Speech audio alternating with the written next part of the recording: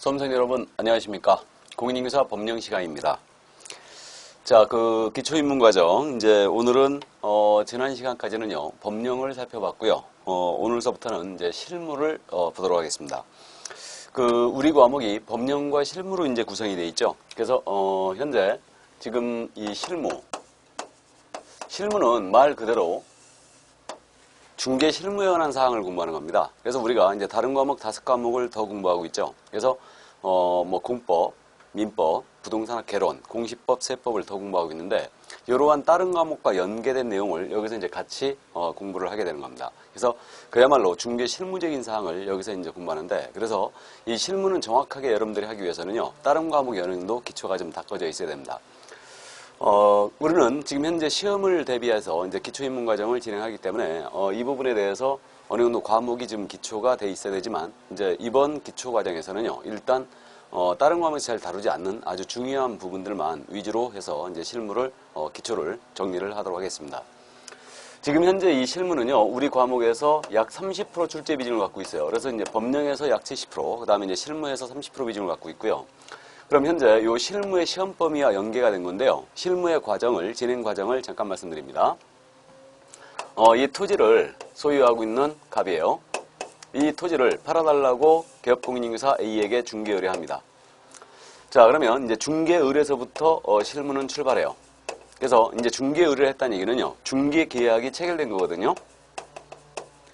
자, 그럼 개업공인인증사 A는 이 토지를 어떻게 중개할까 하고 계획을 세우죠. 이 계획이 바로 실무의 두 번째 단계. 그래서 이제 계획을 세웁니다. 시간과 비용을 절감하기 위해서. 그런 다음에 이 토지에 대하여 이제 조사 확인을 들어가죠. 그래서 이 조사 확인이 실무의 세 번째 단계입니다. 그래서 이제 나름대로 이 물건에 대하여 조사 확인 그대로 다 하죠. 그래서 이제 그동안 거래 사례라든가 이런 걸 비교하여 가격도 이제 산정을 하게 돼요.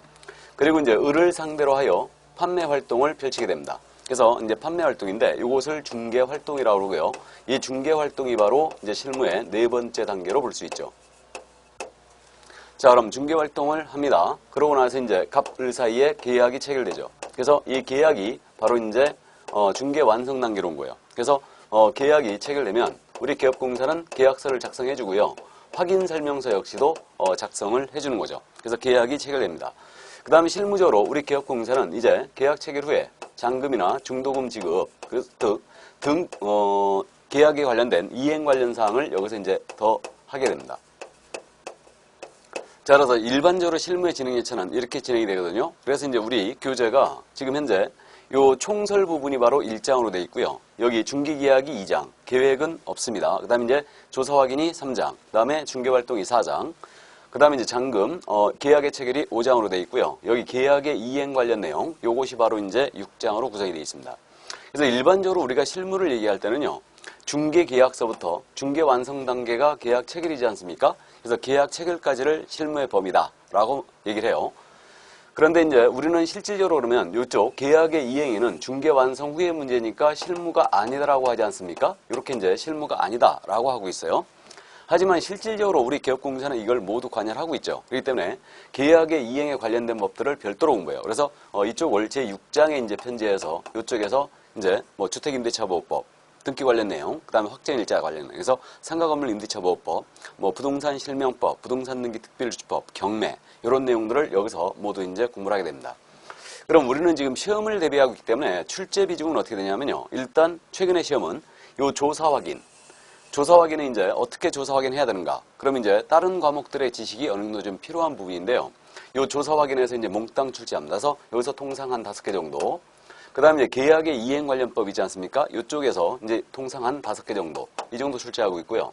나머지 이제 계약 체결, 중개계약, 이런 부분, 중개활동, 이런 부분에서 이제 한두 개 정도 더 출제하고 있습니다. 그래서 출제 비중이 현재 30%인데, 문제수로 한 사람은 12문제지 않습니까? 12문제고, 그래서 이제 여기서는 통상 최근 시험이 이제 10개 내지 11개 정도를 출제하고 있고요. 그래서 순수하게 이제 민법과 연결된 내용들을 여기서 이제 최근에 많이 내고 있습니다. 그래서 주 타겟은 조사 확인, 그 다음에 계약의 이행 관련법, 요것이 바로 이제 주 타겟이다. 그렇게 이해해 두시고, 나머지 여기서 지금 배제되는 사항들은 다른 과목에서 공부한 내용들이 출제가 되는 겁니다. 그렇게 이해를 해 두시고요. 실무는 이렇게 진행된다. 이 정도만 이해를 해 두시고요. 자, 그러면 이제 실무의 절차에 대해서 가볍게 살펴봤습니다. 그럼 이제 실무의 첫 번째 단계, 중개계약이죠. 그래서 이제 중개계약에 대한 내용을 보도록 하겠습니다. 자, 그럼 이제 중개계약으로 들어왔는데 실무가 이제 출발을 하는 겁니다. 그럼 중개계약에 대해서 우리가 이제 그 법령 시간에 두 가지 중개계약 제도를 공부했죠. 그래서 일반 중개계약 제도가 있었어요. 그래서 중개의뢰인이 다수의 중개업자에게 중개의뢰하고 그중 가장 먼저 거래를 성사시켜 중개업자에게 보수를 지급하는 형태. 이것이 바로 이제 일반 중개계약이었습니다. 그래서 일반 중개계약은 바로 이제 우리나라에서 가장 많이 체결되는 이런 계약 형태죠. 그래서 우리 22조의 추상적 규정을 현재 두고 있고요.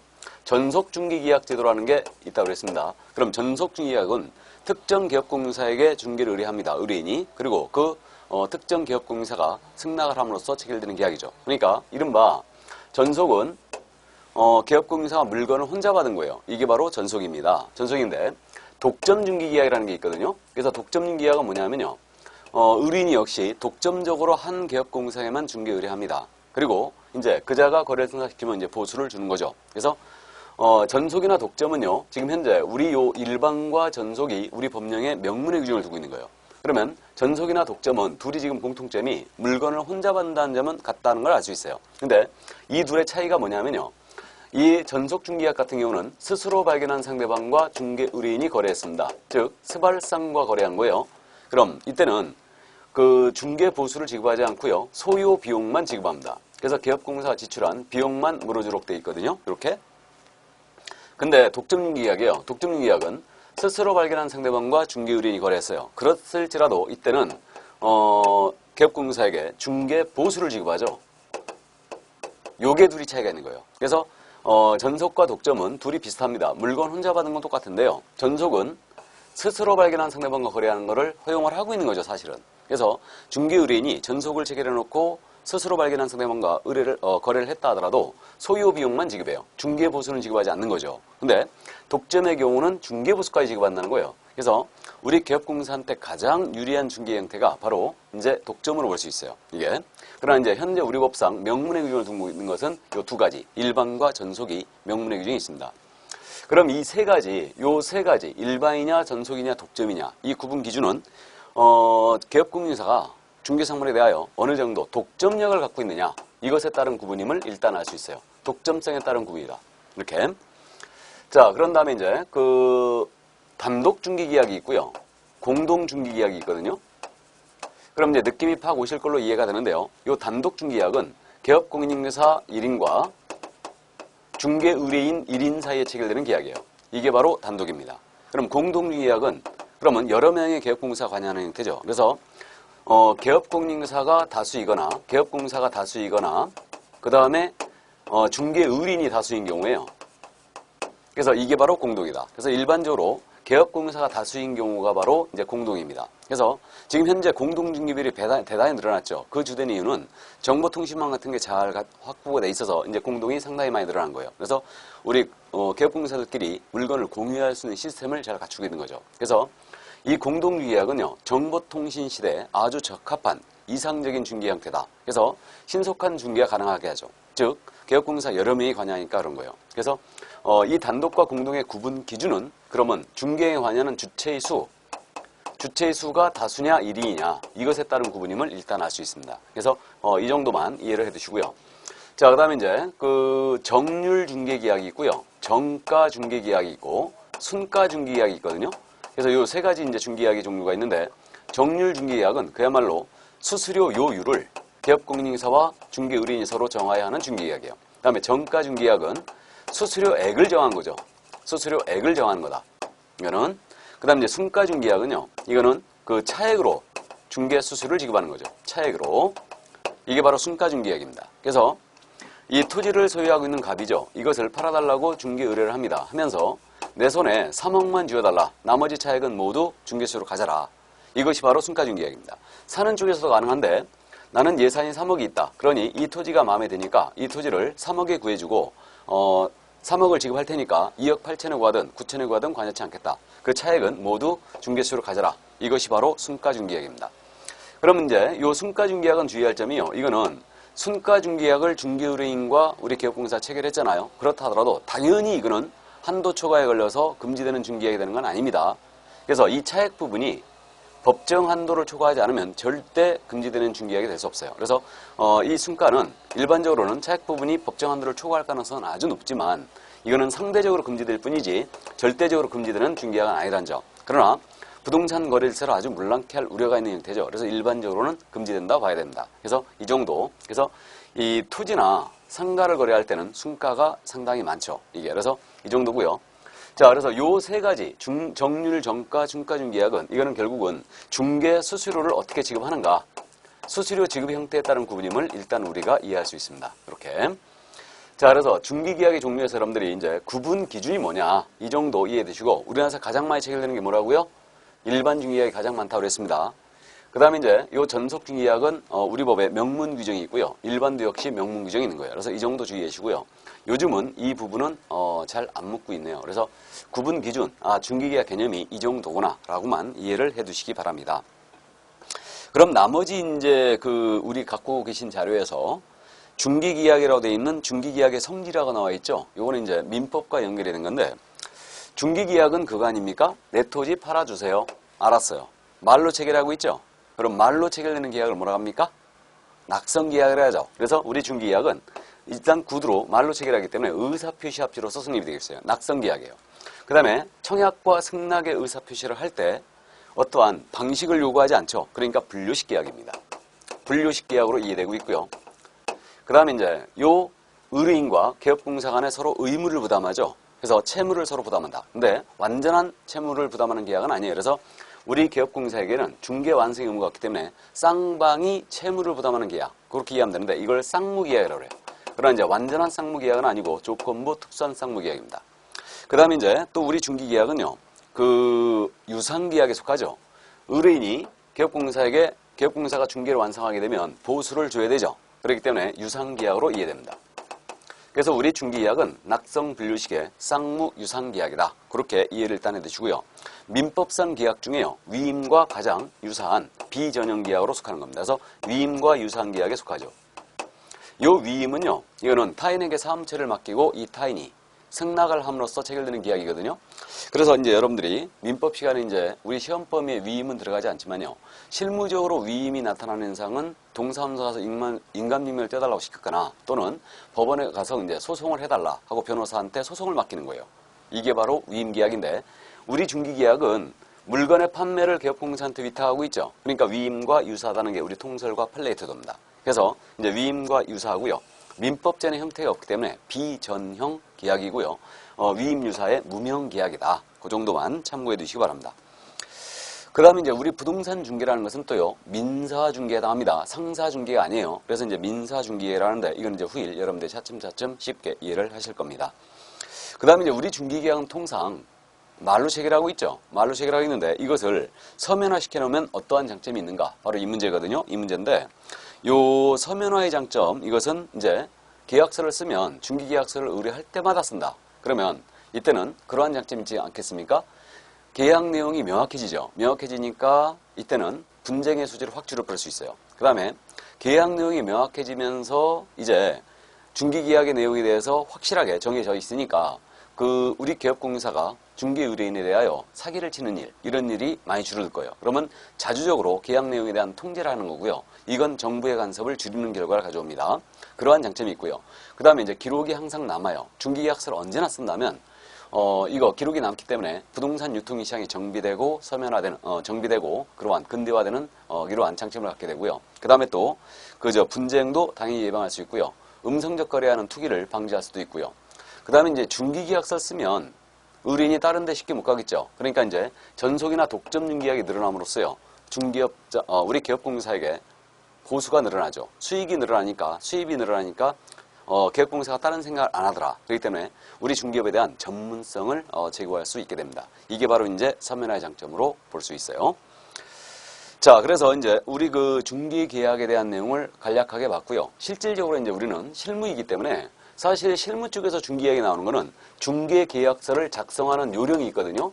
근데 이제 중개계약서 작성 요령을 이제 공부를 해야 되는데, 요거는 이제 서식이 현재 요 일반과 전속 중개계약 서식이 정해져 있어요. 정해져 있는데, 요 내용에 대해서 우리가 이제 실제로 이제 본 강의가 진행되면 요 서식의 작성 내용, 어떤 내용이 들어가 있는가, 이것을 이제 우리가 살펴보고요. 작성 요령도 가볍게 그때 이제 살펴보도록 할 겁니다. 자, 그래서 중개계약은 바로 요런 내용이었고요. 여기서 한 가지 여러분들이 기본적으로 중개계약은요, 우리 중개의뢰인과 개업 공인인계사 간에 체결되는 계약이라는 거 알고 있죠? 의뢰인과 개업공사, 의뢰인과 개업공사, 요 계약이 바로 중개계약이라는 거. 이거 알고 계시죠? 그래서 요게 바로 이제 중개계약이고요. 그 다음에 의뢰인과 의뢰인 사이에 체결되는 계약, 요것을 우리는 뭐라 한다? 거래계약이라고 그래요. 거래계약. 이거를. 그래서 거래계약이라고 부르고 있죠. 그래서 요 정도 이해를 해 두시기 바랍니다. 자, 그러면 이제 조사 확인으로 들어가겠습니다. 그럼 이제 실무에 지금 현재 요 계획이 두 번째 단계인데요. 요 계획은 없어요. 그래서 이제 조사 확인으로 들어가는데, 요 조사 확인이 바로 이제 다른 과목과 연계가 돼서 요 내용은 이제 어떻게 조사 확인해야 되느냐, 바로 이 문제를 여기서 이제 살펴보는 겁니다. 그래서 다른 과목들이 모두 여기서 연계되고 있고요. 시험에서는 여기서 이제 몽땅 출제하는 부분이 되고 있죠. 뭐 공법적인 지식, 공시법적인 지식, 민법적인 지식, 이런 내용들을 우리 쪽에서 묻고 있습니다. 자, 그럼 이제 조사 확인 대상이라고 지금 나와 있는데, 조사 확인 대상은 일단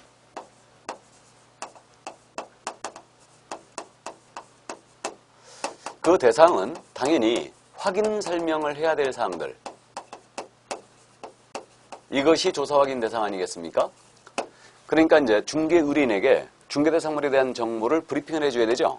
그러면 브리핑하자면 알아야 될 거 아닙니까? 그러니까 결국은 조사 확인의 대상은 확인 설명 사항이 되고 있음을 알 수 있습니다. 그래서 중개 대상물에 대한 뭐 기본적인 사항이라든가 권리 관계에 관한 사항이라든가 거래 예정 금액이라든가 다음에 중개 보수에 관한 내용이라든가 이런 걸 설명해 줘야 되죠. 이게 바로 조사 확인 대상이에요. 또 그 공법상 이용자 및 거래 구제, 그다음에 시설물의 상태라든가 또는 벽면 및 도배 상태라든가 또는 일조 소음 진동 등의 환경 조건이라든가 또는 입지 조건이 있죠. 이런 내용들을 설명해 줘야 되고요. 그 다음에 취득 관련 조사에 관한 내용을 이제 조사 확인함으로써 모두 설명을 해야 되니까 이것을 조사 확인해야 되는 겁니다. 그래서 확인 설명 사항이 조사 확인 대상이다라고 이제 이해를 해 두시면 되겠고요. 자, 그럼 이제 조사 확인의 방법이 어떻게 되느냐? 방법이. 그럼 이제 개업공사가 요 내용들이 확인 설명 사항인데 요 내용을 어떻게 조사 확인해야 되는가? 바로 이 문제예요. 그럼 조사 확인의 방법은 여러분들이 추정하다시피 일단 공부를 발급받아가지고 이걸 조사할 거 아니에요. 그러면 이걸 공부상 조사라고 그러고요. 이게. 그 다음에 이제 공부의 모든 사항이 나타나는 게 아니지 않습니까? 그럼 모든 사항이 나타나는 게 아니기 때문에 현장 답사를 통하여 직접 조사를 하기도 합니다. 그래서 현장 조사와 공부 조사로 일단 분리해 볼 수 있어요. 그런데 조사의 방법은 이것만 있는 게 아니에요. 우리가 물건을 접수를 합니다. 물건을 받으면서 중개 의뢰인에게 직접 물어보는 방법도 있겠죠. 그래서 의뢰인을 통한 조사 방법이 있죠, 또. 그래서 이것 외에도 의뢰인을 통한 조사 방법이 있고요. 그 다음에 더 나아가서 우리 개업공인사가 조사 확인함에 있어서 한계가 있는 것들이 있어요. 그러니까 숨겨져 있어서 거의 나타나지 않더라. 그럼 쓰는 자가 제일 잘하니까 이제 쓰는 자에게 그 상태에 관한 자료 요건 행사할 수도 있습니다. 그래서 중개사물의 상태에 관한 자료를 이제 중개 의뢰인에게 요구함으로써 이걸 조사 확인할 수도 있어요. 그러나 여기서의 주 타겟은 일단 공부상 조사인데요. 그럼 이제 공부상 조사라는 것은 결국은 토지 대장이나 건축물 대장 이런 걸 대갖고 토지나 건물에 대한 어떤 사항을 확인할 수 있냐, 바로 이 문제거든요. 그러면 결국은 토지 대장이나 건축물 대장을 통해서는 일단 중개사물의 기본적인 사항을 확인할 수 있는 거 아니에요? 그래서 중개사물의 물건의 표시에 관한 사항들, 이걸 기본적인 사항이라고도 부릅니다. 이러한 사항들은 대장을 통해 조사할 거예요. 소재지가 어떻게 되고 면적이 어떻게 되고 지목이 어떻게 되고 그 다음에 또 뭐 경계는 어떻게 되느냐, 이런 것들이 이제 지적도를 통하여 조사를 합니다. 그래서 중개사물에 대한 기본적인 사항, 물건의 표시에 관한 사항들은 모두 이거는 대장을 통하여 조사함을 일단 알 수 있고요. 그럼 권리관계에 대한 사항이다. 권리관계에 대한 조사는 어떻게 되겠어요? 소유자가 누구고 여기 저당권자가 누군지, 그 다음에 여기에 저당금액이 얼마가 설정이 돼 있는지, 이런 사항들은 뭘 보고 확인하면 되겠어요? 등기사항 증명서죠. 이게 등기등본이에요. 그래서 등기사항 증명서라고 합니다. 그래서 건물 등기사항 증명서, 토지 등기사항 증명서, 요것을 통하여 권리관계 조사합니다. 이거를. 그 다음에 또 이제 공법상 이용제한 및 거래규제 사항이 있는데, 공법상 이용제한 및 거래규제, 즉 여기는 토지거래 허가구역인지 여부, 그 다음에 주택거래 신고직인지, 투기 과열지구인지 투기지역인지 이런 것들. 그래서 공법상 이용제한 및 거래구제하는 사항은 주로 토지 이용계 확인서가 있거든요. 자, 그래서 이 토지 이용 계획 확인서 요것을 통하여 이제 이런 내용을 조사 확인한다. 그래서 사실은 요 세 가지가 바로 어떤 공부를 무엇을 조사할 거냐, 어떤 공부를 기준으로 조사할 거냐 이 문제인데, 그래서 이게 기준이 되는 공부라고 부르는 거야 우리가. 그럼 물건에 표시하는 사항을 뭘 기준으로 해요? 대장을 보고 확인한다. 근데 권리관계에 관한 사항을 뭘 보고 확인한다고요? 등기사항, 증명서를 보고 확인한다. 이렇게 이해하시면 되고요. 그 다음에 공법상 이용자 및 거래규제예요. 그래서 여기가 토지거래 허가구역인지 아닌지 이런 것들을 뭘 보고 확인한다고요? 토지 이용계 확인서예요. 그래서 이 정도 일단 이해주시고, 다만 지금 최근에 그 2014년 1월 18일부터요. 즉 부동산 종합증명서가 지금 현재 발급이 됩니다. 그래서 공시법 시간에 이걸 들어봤을지 모르겠는데요. 이 부동산 종합증명서가 뭐냐면요. 기본적인 사항, 권리관계, 소유자가 누군지 이런 것들, 그 다음에 이제 공법상 제한, 그 다음에 여기 뭐 지적도가 어떻게 되는지 이런 것들이 부동산 종합증명서 한 부를 띄면요. 요게 통째로 이게 다 나와요. 그래서 이제 요걸로 통하여 이제 요 한 부로다가 요 내용들을 모두 확인할 수 있습니다. 그래서 일단 요거 참고를 해 두시고요. 그러면 물건의 표시는 대장을 기준으로, 권리관계에 관한 사항은 등기사항 증명서를 통하여, 그 다음에 또 공법상 이용자 및 거래규제는 토지 이용계 확인서를 통하여 조사합니다. 그러면 이게 기준이 되는 공부니까 공부끼리 서로 안 맞을 수 있더라 이거예요. 그럼 예를 들어서 토지 대장상으로는 소유자가 홍길동으로 돼 있는데 토지 등기상 증명상으로는 소유자가 성춘향으로 돼 있더라. 그럼 이거는 소유자의 불일치죠. 그럼 소유자는 권리관계에 관한 사항이죠. 그렇기 때문에 여러분들이 조사할 때 불일치하면 뭐가 먼저냐 이 문제가 있어요. 그래서 불일치하게 되면 권리관계에 대한 불일치는 일단은 등기부가 우선이죠. 그러니까 등기상 증명서가 우선입니다. 근데 표시에 관한 사항이 등기상 증명서와 대장이 서로 안 맞은 거예요. 그래서 예를 들면 토지 대장상으로는 지목이 예를 들어서 전으로 돼 있는데 등기상으로는 이것이 지목이 예를 들어서 뭐 답으로 돼 있다. 또는 대지로 돼 있다. 잡종리로 돼 있다. 그럼 이런 경우는 누가 먼저냐? 이때는 대장이 우선이라는 거죠. 그래서 이제 불일치에 관한 문제는 그렇게 이해를 해주시면 돼요. 뭐가 먼저냐? 그러니까 이건 기준이 되는 공부와 연결이 되어 있다는 거죠. 그래서 그 정도 참고만 일단 해두시고요. 그럼 일단 경계의 불일치가 발생할 수 있어요. 그래서 이제 현실의 경계와 경계가 지적도에도 나오거든요. 그럼 지적도상의 경계가 서로 안 맞은 거예요. 그럼 누가 우선이냐? 이 문제가 있거든요. 이때는 우리 판례는요. 특단의 사정이 없는 산, 이때는 경계의 불일치에 대해서는 지적도상의 경계가 우선이다. 이렇게 지금 현재 판단하고 있습니다. 그래서 이게 우선이다. 이렇게. 그래서 이제 조사 확인 방법에 있어서 이 공부상 조사 이런 내용들을 이제 기본적으로 파악을 해두시고, 그럼 우리가 이해할 점이요.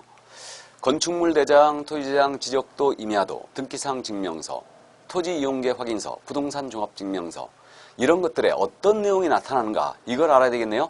그럼 서식을 한 번쯤 받을 필요가 있다는 얘기죠. 그래서 여러분들이 이제 댁에 있는 이런 걸 한 번도 못 봤으면 그 댁 아파트라든가 또는 그 주택에 이거를 갖다가 하나 다 띄워보면 여러분들이 한눈에 다 볼 수 있어요. 그래서 백문이 불여일견이라고 이런 것들 한번 떼서 보면 여러분들이 쉽게 이 내용을 이해할 거예요. 이게. 자, 그래서 일단 조사 확인 기준 이 내용까지 다 살펴본 겁니다.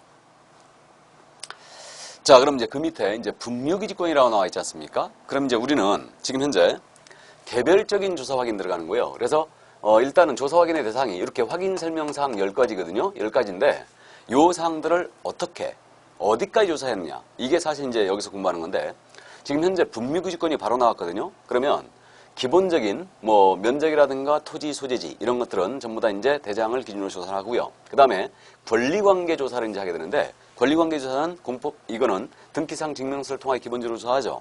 조사하는데 이 중에 공시되지 아니한 권리들, 미공시 권리도 조사를 해야 돼요. 그럼 미공시 권리는 대표적으로 일단 뭐 유치권이 있고요.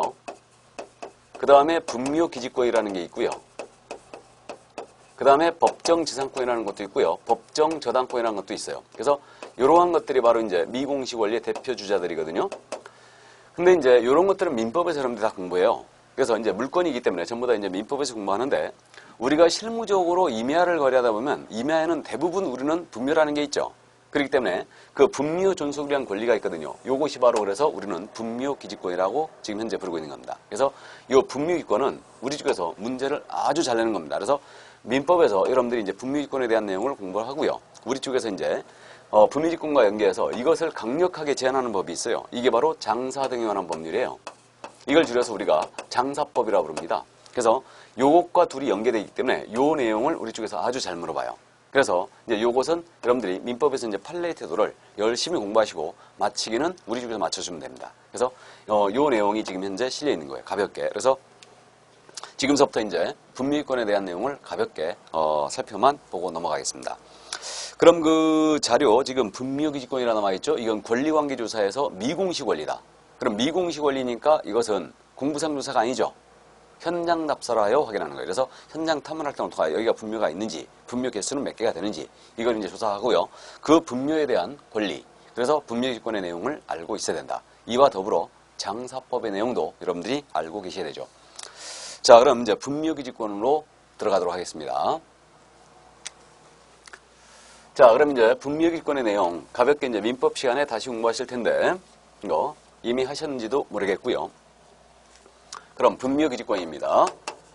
분묘 존속을 위한 권리다. 그래서 이거는 우리 판례에 의하여 이건 일단 확립이 됐어요. 그래서 이거는 민법 지상권에 유사한 관습상의 물권이다. 그러니까 지상권 유사의 물권으로 인정이 되고 있죠, 이게. 이렇게. 그 다음에 이제 분묘기지권이 성립하기 위해서는 요건이 어떻게 되냐면요. 그 요건이 일단 봉분이 있어야 돼요. 그래서 봉분이 있고 시신도 안치가 돼 있어야 되죠. 이렇게 됩니다. 그러니까 이렇게 봉분이 있어야 돼요. 요게 분묘라는 점을 공시하고 있죠. 그 다음에 이제 시신도 이렇게 누워 계셔야 됩니다. 앉아 계시면 절대 안 되고요.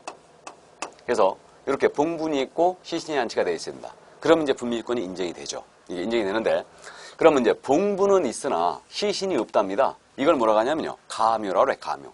이걸 장래의 묘사라고 그러죠. 그래서 어르신들이 가끔 가묘를 쓰기로 하죠. 그런데 가묘는 시신이 없기 때문에 분묘기권을 인정하지 않아요. 그 다음에 봉분이 없어요. 평평하게 그냥 모셨습니다. 그래서 시신은 있으나 봉분이 없다. 그럼 분묘라는 점을 공시 못하고 있는 거죠. 이걸 뭐라고 하냐면 평장 또는 암장이라고 그래요. 그래서 평장, 암장은 분묘기권 취득할 수 없습니다. 이렇게. 그 다음에 이제 원래 이건 물권으로 인정되기 때문에 여러분들이 이제 민법 시간에 공부하죠. 물권의 득실 변경은 등기하여야 효력이 발생한다. 이렇게 돼 있어요. 그렇지만 이거는 등기가 성립 요건이 아닙니다. 등기 없이 바로 취득하는 거예요. 이렇게 되고요. 그래서 이제 성립하는 경우를 따져보면 성립하는 경우는 일단 세 가지로 압축이 되죠. 성립하는 경우는 분묘지권이 성립하는 경우는 타인의 토지에 그 토지 소유자의 승낙을 받고 설치하는 거예요. 자네 땅에다 내 할머니 좀 모시겠네. 그렇게 하십시오. 그럼 바로 취득해버려요. 그 다음에 승낙을 받지 않냐고 설치하더라도 시효로 취득할 수 있어요. 분묘지권을. 이때 이 시효는요. 분묘기지에 대하여 제사를 모셔야 되는데 이걸 수호봉사한다고 그래요. 그래서 이거는 20년간 점유를 해줘야 됩니다. 수호봉사 해줘야 돼요. 이 근데 20년간의 점유가 평온, 공연한 점이에요. 그럼 평온한 점이라는 것은 그겁니다. 폭력에 의하지 않고 공연은 비밀로 하지 말라는 얘기예요. 그래서 공공연하게 20년간 평화롭게 모시게 되면 이제 분묘권을 시효로 취득하고요. 그 다음에 내 땅에다 분묘를 설치했거든요. 설치했는데 이 토지를 이제 양도하는 거예요. 양도하는데 그 사는 사람하고 이 분묘를 이장하겠다, 철거하겠다 이런 특약을 안 한 상태에서 양도했어요. 철거 특약을 안 한 상태에서. 그럼 내가 취득해버립니다. 그래서 성립하는 경우는 이렇게 되고요.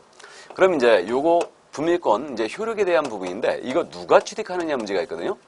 분묘권은 취득은 일단 종손이 취득하는 거. 종손이 일단 종손이 취득합니다. 종손이 취득하고요. 그래서 이제 제사를 주재하는 자가 취득하고요. 그 다음에 시간적 효력인데 봉분이 존재하고 수호 봉사를 하는 한 끝까지 간다는 게 우리 판례의 태도예요. 그럼 결국은 분묘 설치자가 분묘권 취득해버렸어요. 그러면 이거 제사 모시는 동안 끝까지 가는 거죠. 그럼 이 땅 결국은 내가 못 쓰게 됩니다. 그래서 이제 상당히 부동산 거래에 있어서 이 분묘가 임야가 거래할 때는 상당한 제약을 하고 있는 거죠. 끝까지 가는 거예요. 수호봉사는 한 이렇게 되고요. 그 다음에 장소적 효력인데요. 분묘기지라는 것은 원래 봉분이 안치된 이 밑에 땅을 말하거든요. 밑에 땅을 말하는데 그럼 위에서 보면 동그랗지 않습니까? 그럼 여기까지만 분묘권 효력이 미치느냐? 이러면 이거 절할 데가 없죠. 그러니까 그 주변의 공지를 포함한 지역까지 미친다는 게 우리 판례예요. 그래서 주변 공지 포함까지 주변 공지를 포함한 기지뿐만 아니고 주변 공지를 포함한 지역까지 분묘권 효력이 미친다. 이렇게 지금 현재 하고 있습니다. 그러나 이제 분묘권 취득했다 하여 이걸 이제 신설한다든가 이런 것들은 다 인정하지 않아요. 그래서 일단 분묘 존속을 위한 권리로서 이렇게 분묘 존속을 하도록 이렇게 인정을 했을 뿐이에요. 그래서 기본적인 여기까지는 일단 이해를 해 두시기 바랍니다. 자, 그러면 이제 이게 바로 이제 분묘 기지권에 대한 기초적인 내용이었고요. 이것을 강력하게 제한하는 법이 있거든요. 분미권을. 이것이 바로 장사등연한 법률이에요. 그래서 이걸 줄여서 우리는 장사법이라고 부르거든요. 장사법이라고 부르는데 우리가 별로 법을 다 공부하는 거예요, 사실은. 그래서 이걸 강력하게 제한하는 법이에요. 그래서 이제 장사법인데 요 내용을 이제 민법에서는 공부 안 해요. 그래서 이제 요걸 연계해서 우리는 같이 이해해 두셔야 되고요. 요 장사법은요, 분미권을 이제 제한하고 있는데 2001년도 1월 13일서부터 이 법이 시행됐어요. 그래가지고 2001년도 이후에 설치된 분묘들은 전부 다 이 장사법의 적용을 받습니다. 그래서 이 법은 기본적으로 존속기간 제한을 하고 있어요. 존속기간. 그러니까 존속기간은 기본적으로 15년 한다 이렇게 돼 있어요. 15년 한다. 그럼 이 분묘의 존속기간은 15년밖에 안 된다는 얘기죠.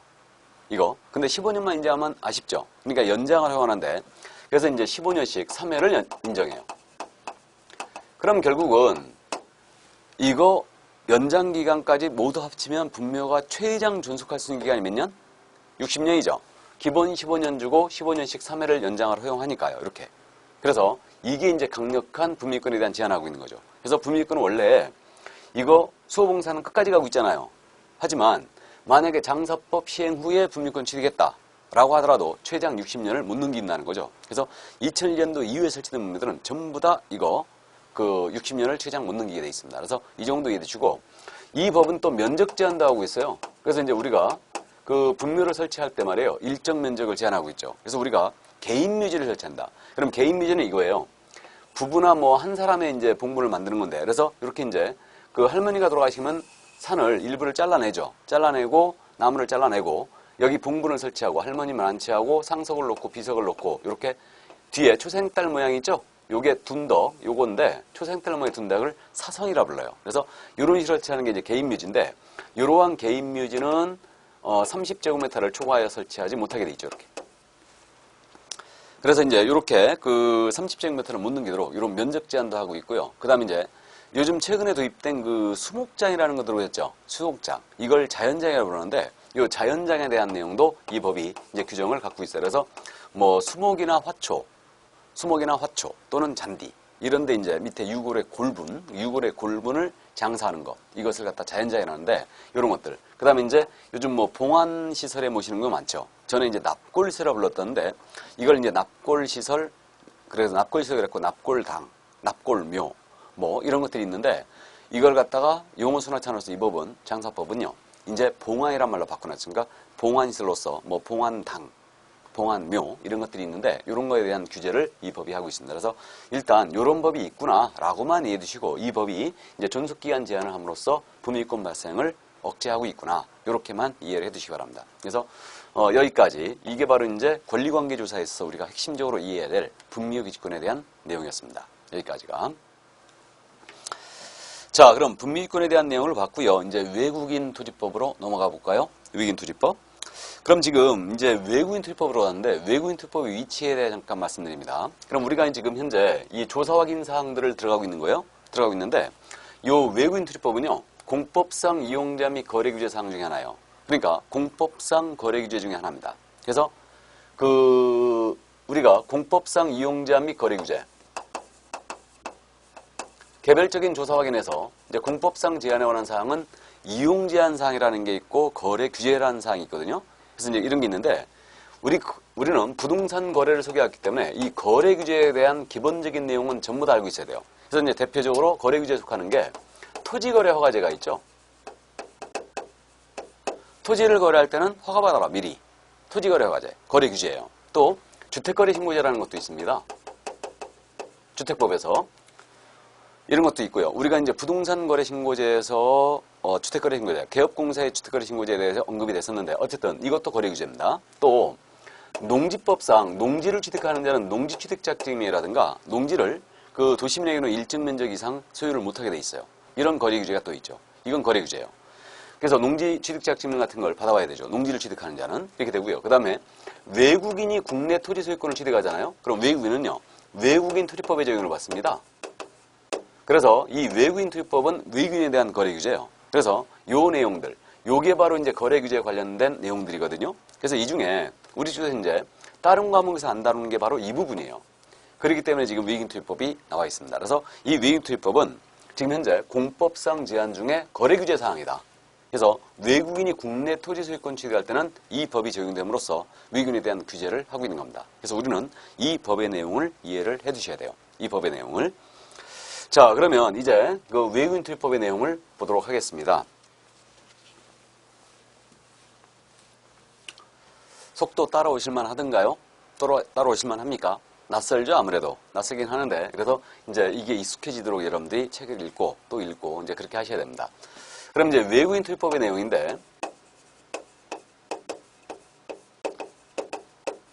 그럼 외국인 투입법은 언제 외국인에게 규제를 하고 있느냐? 적용 대상이거든요. 적용 대상인데, 이거는 외국인 투입법은 언제 적용이 되냐면요. 외국인이 국내 토지에 대한 소유권을 취득할 때만 적용이 돼요. 그러니까 결국은 외국인이 국내 토지에 대한 소유권을 취득할 때 외국인에게 신고 또는 허가 의무를 발생시킨다는 얘기입니다. 그러니까 이거는 외국인에 대한 규제예요. 그러면 정확하게 외국인이 누구냐의 문제가 있죠. 그래서 이게 외국인의 정의인데 외국인은 누구냐 하면요. 그 외국의 시민권을 취득한 자.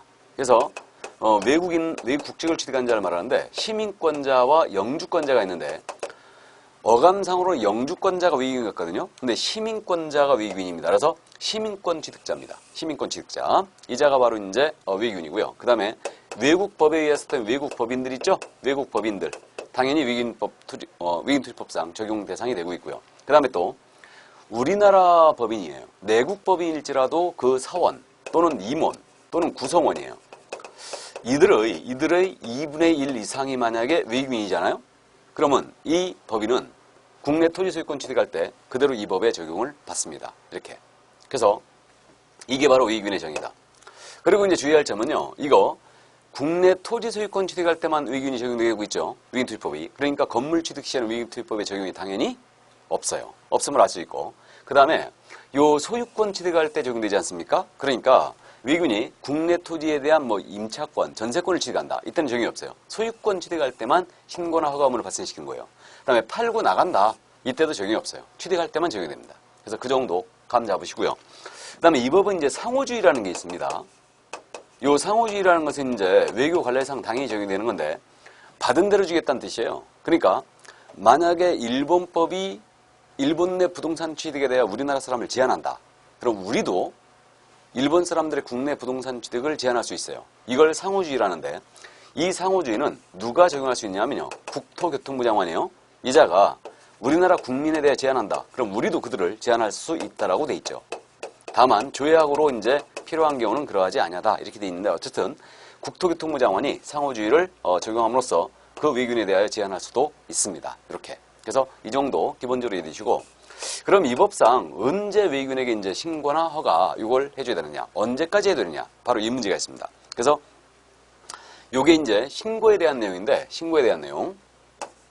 요 신고에 대한 내용은 일단은 외국인이 국내 토지를 만약에 계약으로 취득했어요. 계약으로. 이거. 그래서 계약이라는 것은 매매나 교환입니다. 그래서 매매, 교환 등으로 국내 토지를 취득했다. 그러면 이자는요. 계약을 체결한 날로부터 60일 내에 취득 신고하셔야 돼요. 계약을 취득하면. 그래서 외국인이 국내 토지에 대하여 매매 계약을 했다. 그 다음에 또 교환 계약을 했다. 그러면 이때는 60일 내에 취득 신고 들어오셔야 됩니다. 근데 계약이 아닌 원인이에요. 그래서 이제 상속이나 판결, 경매 이런 것들로 이제 취득합니다. 그럼 이 외국인은요. 이때 취득한 날로부터 6개월 내에 취득 신고를 해주셔야 됩니다. 그래서 외국인이 경매로 낙찰을 받았다. 그러면 이제 취득한 날 대금 완납일로부터 6개월이거든요. 그래서 6개월 내에 취득 신고를 해주셔야 됩니다. 그래서 이런 것들이 바로 이제 신고에 관한 내용이다. 그렇게 이해를 해두시면 되겠고요. 그 다음에 이제 허가를 받고 취득해야 할 때가 있어요. 이 허가는 물론 이제 신고 허가의 관할은 시군구청장이에요. 토지소지관할 시군구청장의 관할이 되고 있는데 허가받고 취득해야 할 때는 중요지역들이라고 보시면 되죠. 그래서 이제 군사시설 보호구역이라든가 그 다음에 문화재 보호구역이라든가 생태연관 보전지역이라고 있거든요. 그 다음에 또 야생생물 특별보호구역이 있어요. 그러니까 이런 지역들 군사시설 보호구역, 문화재 보호구역, 생태경관 보전지역, 여의도 밤섬이라든가 창녕 우편업지 이런 데가 생태경관 보전지역으로 묶여 있고요. 그 다음에 야생생물 특별보호구역, 지리산 자락 이런 데들. 그럴만 하겠죠, 이거. 그래서 이쪽 지역을 소유권을 취득할 때는요, 이때는 미리 허가받아야 돼요. 만약에 외국인이 이쪽 지역을 취득하면서 이거 허가 안 받고 계약했잖아요? 그럼 계약 자체가 무효예요. 계약 자체가 무효고요. 형사처벌도 받습니다. 2년 이하 또는 2천만 원 이하 벌금에 처하게 돼 있어요, 이거. 일단. 그래서 계약이 무효가 돼버리죠. 토지거래 허가제와 비슷하죠? 그래서 만약에 이러한 그 생태연관 보전용 토지를 외국인이 매매 계약을 체결하면서 미리 허가를 안 받았다. 시군구청장에게. 그럼 계약 자체가 무효가 돼버립니다. 이렇게. 그래서 이건 이제 외국인에 대한 대단한 규제죠. 이렇게. 자, 그래서 여기서 이제 잠깐 참고로 말씀드리면요. 참고로. 여기 우리가 부동산 거래 신고제를 공부한 적이 있는데, 그럼 이거 한번 생각해 볼까요? 외국인이 만약에 국내 토지를 매매로 취득하는 거예요. 그럼 매매라면 이거 부동산 거래 신고 대상이거든요. 부동산 거래 신고라는 법률이 있죠. 이 법에 따른 매매 계약은 전부 다 부동산 매매 계약은 부동산 거래 신고 대상이에요.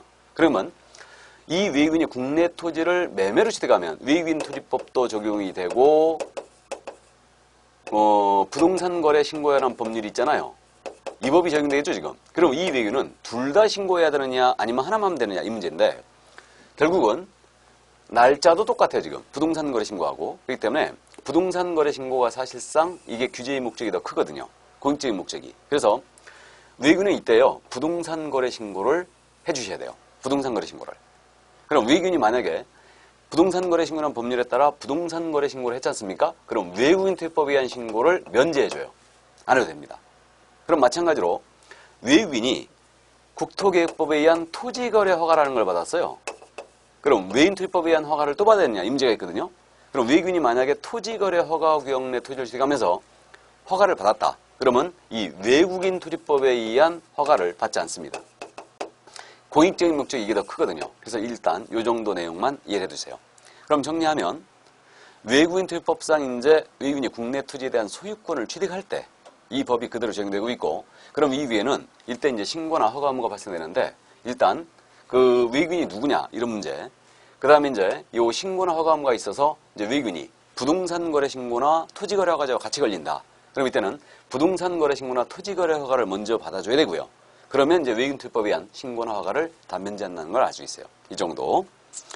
자, 그럼 외국인 투입법 이 정도만 일단 감을 잡아두시기 바랍니다. 이 정도만 감 잡아두시고요.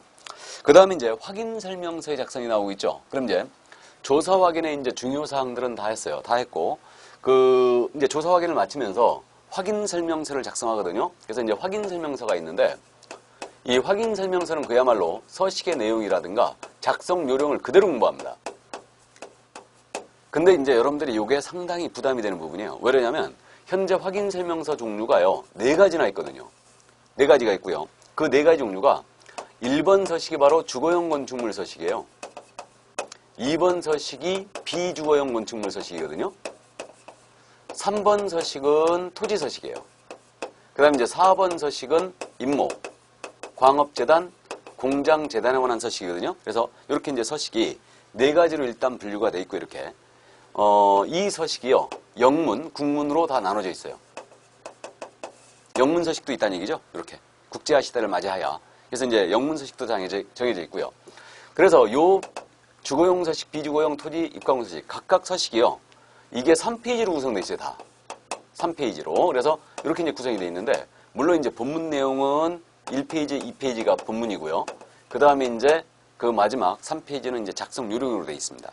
작성 요령까지 이제 수록이 같이 되어 있죠. 되어 있는데, 그래서 요 서식의 내용을 모두 암기해야 돼요, 여러분들이. 모두 암기해야 되고, 그 빈칸을 어떻게 채워넣는가, 이거까지 다 해야 돼요. 그러니까 그야말로 확인 설명 작성은요, 오리지널 실무예요, 오리지널. 이거는. 그래서 여러분들이 이 서식의 내용을 모두 암기해야 되고요. 작성 요령까지 모두 해야 되기 때문에 이게 여러분들이 상당히 지금 부담을 두고 있는 거예요. 그래서 이게 이제 기본서가 나오게 되면요, 여러분들이 이제 정식 과정 진행될 때 이 서식의 내용을 여러분들은 보게 되고요. 시험에서는 이 부분을 굉장히 잘 물어봅니다. 어떤 내용이 들어가 있고 어떻게 작성하느냐. 물론 이제 우리가 실무 가면 우리 개업공사가 주 업무 중에 하나가 계약서 쓰는 거하고 설명서 쓰는 거잖아요. 그러니까 주 업무 중에 하나이기 때문에 이 내용을 상당히 이제 우리가 잘 알고 있어야 된다는 얘기죠. 그래서 어쨌든 이렇게 현재 구성이 되어 있기 때문에 여러분들이 이제 좀 까다로워하는 편이고요. 그럼 이제 법령 시간에 우리는 중개가 완성이 되면 확인 설명서에 대해서 이것에 대하여 이제 일단 기본적으로 세부 이상을 작성하는 거예요. 세부 이상을 작성하여 쌍방 모두에게 교부해야 되죠. 거래당사 쌍방 모두에게. 그래서 쌍방 모두에게 교부를 해주고요. 한 분은 우리 개업공사가 보관을 해주셔야 됩니다. 확인설명서 보관기간 기억나요? 확인설명서 보관은 몇 년 하게 돼 있냐면 3년이죠. 3년간 보관하게 돼 있고요. 이 작성된 확인설명서에는 우리 개업공인중개사와 중개행위를 한 우리 소속 공인중개사, 그러니까 소공사가 확인설명했다든가 설명서를 썼다. 그러면 개업공사와 중개행위한 소공사가 함께 여기다 대고 서명 및 날인을 하게 돼 있죠. 여기에 서명 또는 날인이 아니에요. 그러니까 서명 및 날인을 확인설명서 해준다. 이들이. 그래서 일단 이 정도. 그래서 이 정도만 이제 법령 시간 우리가 공부했었고요. 그래서 종류는 현재 4가지가 있다. 그래서 중개사물의 종류에 따라 주거용, 비주거용, 그 다음에 토지, 그 다음에 임목, 광업재단, 공장재단 사실 이렇게 현재 나눠져 있다는 거. 이 정도만 이제 감을 잡아두시기 바랍니다. 이 정도만. 자, 그래서 이제 이 실무 관련 사항으로서 일단 그 중개계약 내용, 그 다음에 이제 개별적인 조사 확인으로 들어와서 분묘기지권에 대한 내용, 그 다음에 이제 그 공법상 제한에 관련돼서는 외인투입법의 내용, 요 내용들은 이제 요 내용들을 이제 정리해봤고요. 마지막으로 이제 확인설명 작성 내용, 요런 내용들을 이제 살펴본 겁니다. 자, 그럼 이 정도 이제 하시고 오늘은 여기까지 하도록 하겠습니다. 그래서 다음 시간에 이제 중개활동과 계약 실무 이쪽을 보도록 하겠습니다. 자, 건강 주의하시고요. 다음 시간에 건강한 모습으로 뵙겠습니다. 수고하셨습니다.